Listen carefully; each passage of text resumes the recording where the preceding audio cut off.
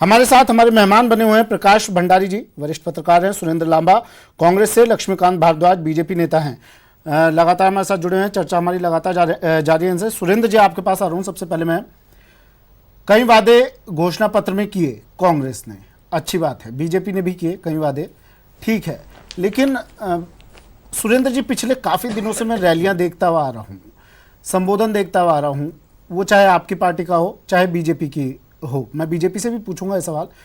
विकास की बातें कहीं गौण नजर आती है, मुद्दे सिर्फ धर्म को लेकर रह गए, बात जात की होती है, बात मंदिर की होती है, बात क्षेत्र की होती है, विकास कहां रह गया सर? गुप्ता जी, जो आप सवाल मेरे से कर रहे हैं वो मेरे से नहीं था, वो दरअसल बीजेपी से सवाल था। और सच्चाई ये है कि राहुल गांधी जी को देखो या कांग्रेस के कोई भी नेता देखो, चाहे कार्यकर्ता देखो, हम लोग सिर्फ और सिर्फ विकास की बात करते हैं।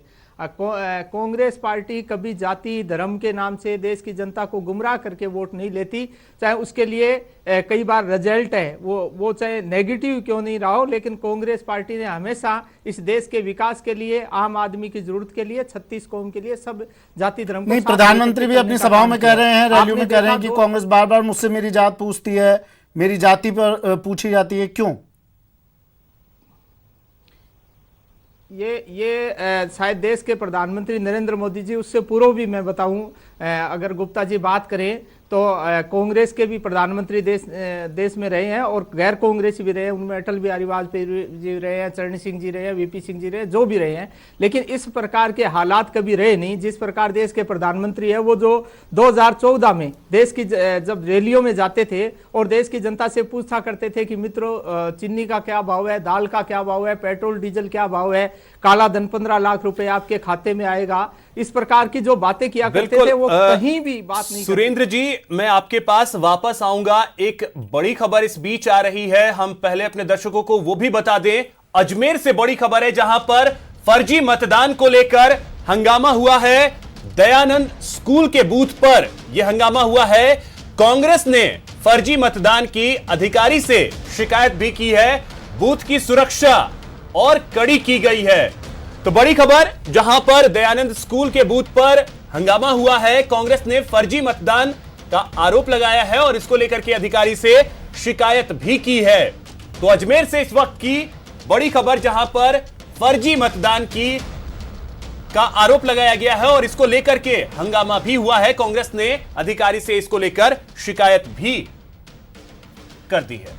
अभिजीत मेरे से हमारे साथ सीधा जुड़ गए हैं। अभिजीत, क्या हुआ, क्यों हंगामा हो रहा है, क्या मामला?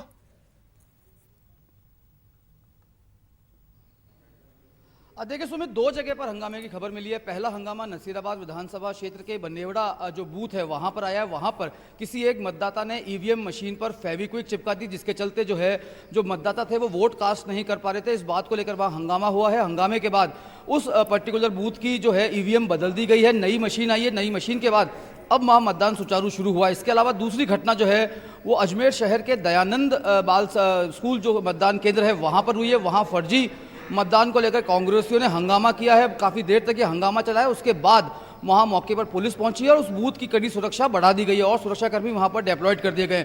ये दो बड़ी घटनाएं अजमेर संसदीय सीट पर किस आधार पर आरोप लगा रहे हैं फर्जी मतदान का? सभी 1951 मतदान केंद्र जो अजमेर संसदीय सीट के हैं।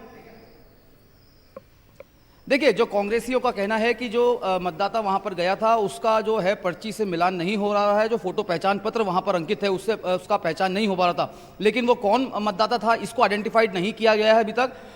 जहां पर जो निर्वाचन विभाग की टीम पहुंची थी उसने उस बात की जांच शुरू कर दी है। सुमित, तो अब कितने लोग वहां पर मौजूद हैं, क्योंकि कांग्रेस, आप बता रहे हैं कांग्रेस आरोप लगा रही है, कितने लोगों को लेकर ये शक जताया जा रहा है और निर्वाचन विभाग की टीम क्या वहां पर पहुंच चुकी है, क्या कुछ कर रही है वो?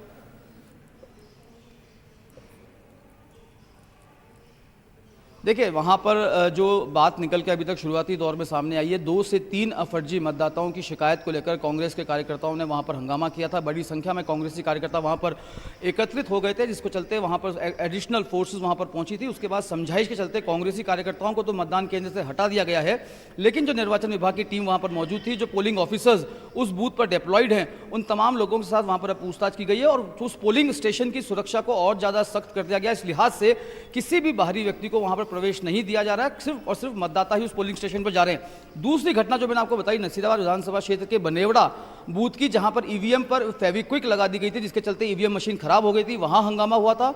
वहां पर ईवीएम मशीन को बदल दिया गया है, अब वहां पर मतदान सुचारू है। करीब 20 से 25 मिनट तक वहां पर मतदान रुका हुआ था। बिल्कुल बिल्कुल, चलिए शुक्रिया अभिजीत तमाम